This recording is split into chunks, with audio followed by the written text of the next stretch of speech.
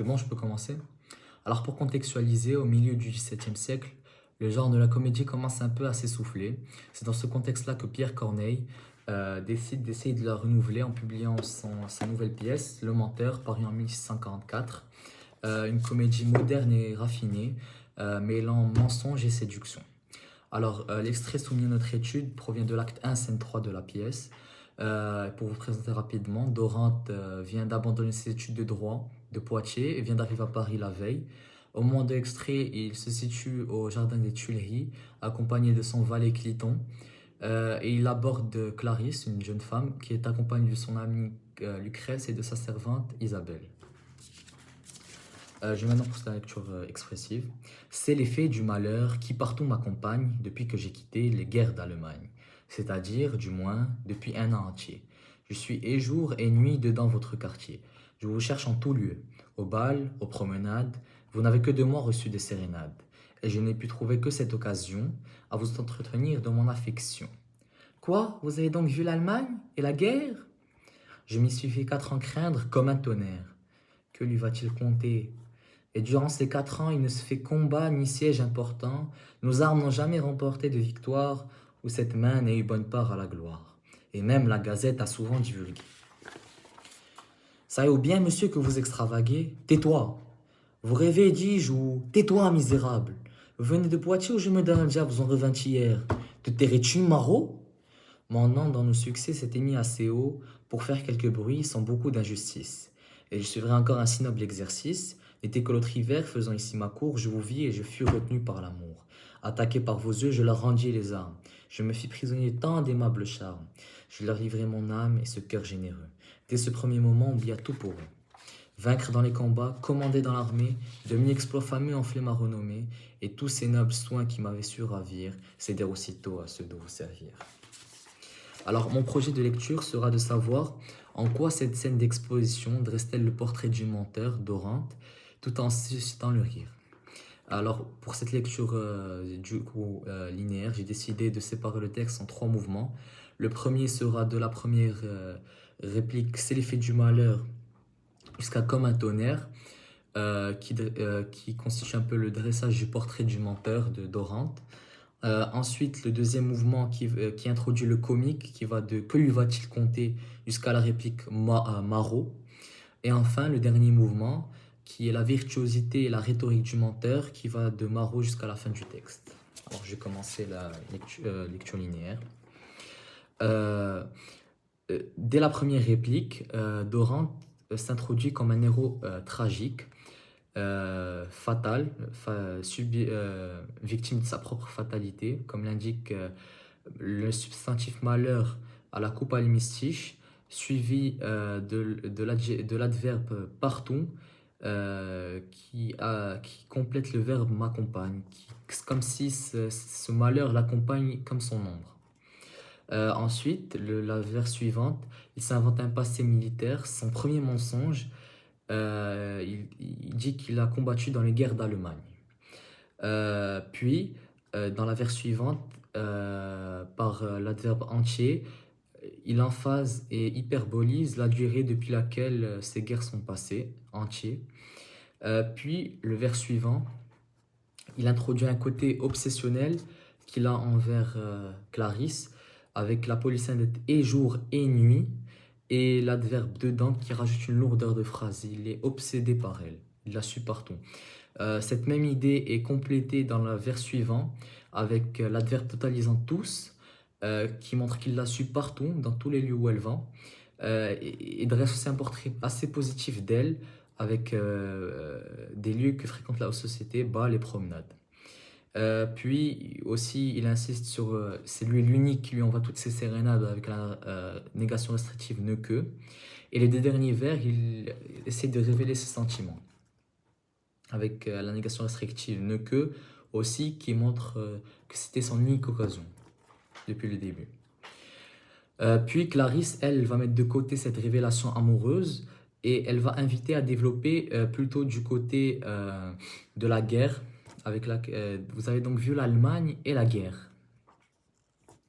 Dorante va plutôt développer de ce côté-ci et va complètement s'envoler dans une envolée héroïque en se comparant de manière hyperbolique à Zeus, avec comme un tonnerre, une hyperbole divinisée à peu près, environ. Donc c'est la fin du mouvement 1. Le mouvement 2 commence par l'aparté de Cliton au spectateur, marqué par le pronom impersonnel il. Et que va-t-il compter? Ça indique qu'il considère que c'est des fabulations, il sait que c'est des mensonges. Et c'est comique car ça amène un retour à la réalité et au sarcasme. Dorante, lui, il est en décalage complet et continue dans son envolée héroïque. Il continue avec une accumulation exagérante. Il ne s'est fait combat ni siège important, avec aussi l'hyperbole important. Nous n'amenons jamais une négation restrictive totale, négation totale. Aucune victoire, sans quoi? Sans sa main qui renvoie, c'est une mythonymie envers lui-même. Voilà. Et il se renchérit en disant, en continuant avec la conjonction de coordination même, que la Gazette, elle a souvent divulgué. C'est hyperbolique avec l'adverbe souvent, parce que la Gazette, c'est très rare qu'on soit dedans. Et là, c'est souvent. Donc c'est assez drôle et hyperbolique. Donc Cliton, là, va intervenir. C'est trop. D'abord par un comique de geste, avec la didascalie le tirant par la basque. Et il essaye de le ramener à la réalité en lui disant que avec le substantif extravagué. Dorante, il est agacé, il utilise l'impératif parce que c'est le maître, il essaie de lui dire d'arrêter. S'ensuit un échange de psychométie rapide entre les deux, vif et comique. L'un essaye de le raisonner, l'autre veut continuer dans ses mensonges. On remarque que Dorante utilise des substantifs assez péjoratifs envers Cliton avec misérable ou encore maraud. Il veut pas que Clarisse entende cet échange un peu ridiculisant pour lui, parce que c'est un mensonge. Donc c'est la fin du deuxième mouvement et maintenant passons au troisième mouvement. Il commence par de la fausse modestie avec la litote s'était mise assez haut, s'était mis assez haut. C'est de la fausse modestie, dire moins pour dire plus en gros. Aussi dans le vers suivant avec sans beaucoup d'injustice.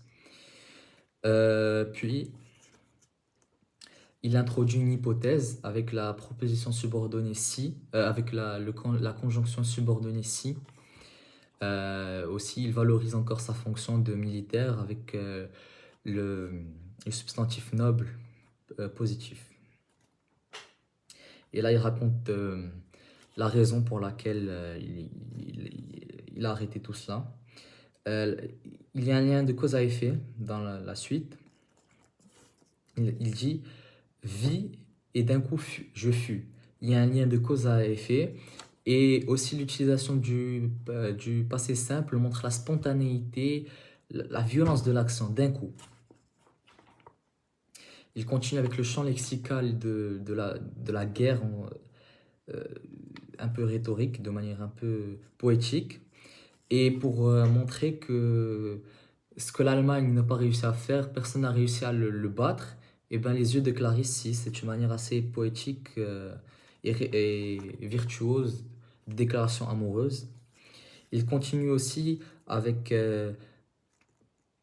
une description positive de Clarisse. Puis, avec l'adverbe D, il montre que d'un coup, il oublia tout pour elle. L'instantanéité un peu hyperbolique, un peu de manière virtuose.